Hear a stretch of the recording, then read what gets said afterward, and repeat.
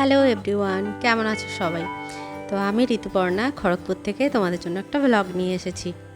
আর আমরা মোটামুটি ভালোই আছি। তো আজকে তো সানডে ছিল, আর আমার না বাজার করতে ভীষণ ভালো লাগে, কিন্তু যেহেতু সানডে প্রচুর কাজের চাপ থাকে, তো সেজন্য বাজার যেতে পারি না। আর আজকে একটুখানি টাইম বের করে বাজারে গেছিলাম। আর আমাদের বাড়ি থেকে বাজারটা হচ্ছে ওই ওয়াকিং ডিস্টেন্স, প্রায় হেঁটে 10 থেকে 12 মিনিট লাগে, আর স্কুটিতে গেলে তো আরও কম লাগে। এই যে বাজারে চলে এসেছি, আর এই বাজারটাতে প্রচুর টাইপসের মাছ পাওয়া যায়। যেহেতু দীঘার কাছাকাছি, তো নানান রকমের মাছ আসে।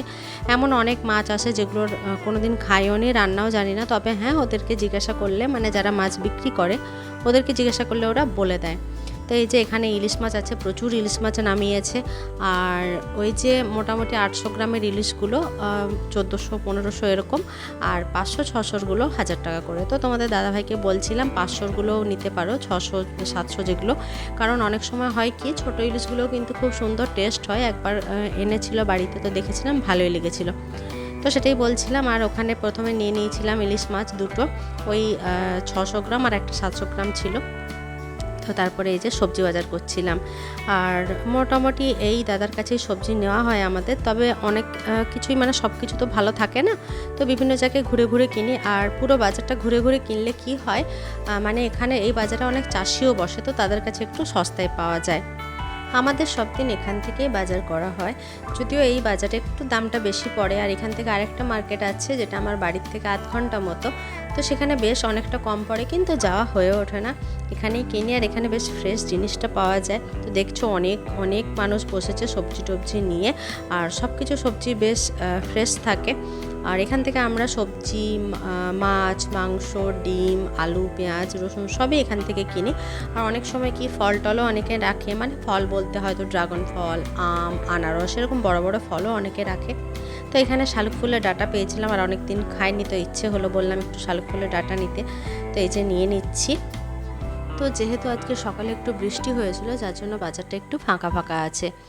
আর এই যে ভাইয়ের কাছে নিয়ে নিচ্ছি কাঁকরোল। কাঁকরোল ভাজা তো আমার খুব ভালো লাগে, আর কাঁকরোল দিয়ে পোস্তও খুব ভালো লাগে। তো এটা আগে জানতাম না, আমি রান্না দিদির কাছে শিখেছি যে কাঁকরোল দিয়ে পোস্ত ভালো লাগে।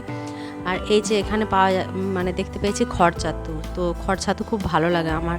আর এগুলো না চাষ করা হয়, মানে খড়ের থেকে যে নিজে থেকে হয়, যেটা আগে যেটা হতো ন্যাচারালি গ্রামের দিকে, সেটা এটা নয়, এটা হচ্ছে চাষ করা হয়। আর এই সাদা সাদাগুলো হচ্ছে সাদা কচু।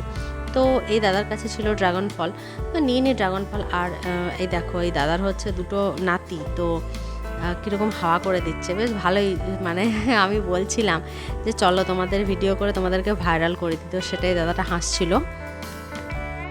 আর এই যে এখানে ইলিশ মাছগুলো আর একটু কম দাম বলছিল, তো তোমাদের দাদাভাইকে বললাম যে চলো আরও নিয়ে নিই ইলিশ মাছ। প্রথমে একটু রাগ করছিল যে অলরেডি দুটো নেওয়া হয়েছে, যাই হোক সেসব দিন নিয়েছিল। আর দেখো কত রকমের মাছ পাওয়া যায়, ওদিকে কাঁকড়াও ছিল। আর এখানে একটাই সুবিধা যে মাছগুলোকে ওরা কেটে দেয়, সুন্দর পিস করে দেয়, আঁশও ছাড়িয়ে দেয়, যার জন্য কোনো অসুবিধা হয় না। বাড়িতে নিয়ে গিয়ে ধুয়ে ফ্রিজে রেখে দিলে হয়ে যায়। তো এরপর চলে এসেছিলাম চিকেনের দোকানে, চিকেন নিয়ে নেব। চিকেনটা আজকে বানাবো না, বানাবো হচ্ছে যে কোনো একদিন রাত্রেবেলা চিলি চিকেন করার ইচ্ছে আছে।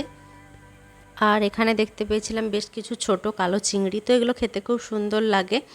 আর ওই লাউ বা ওল দিয়ে করা হবে বলে কিছু নিয়ে নিয়েছিলাম।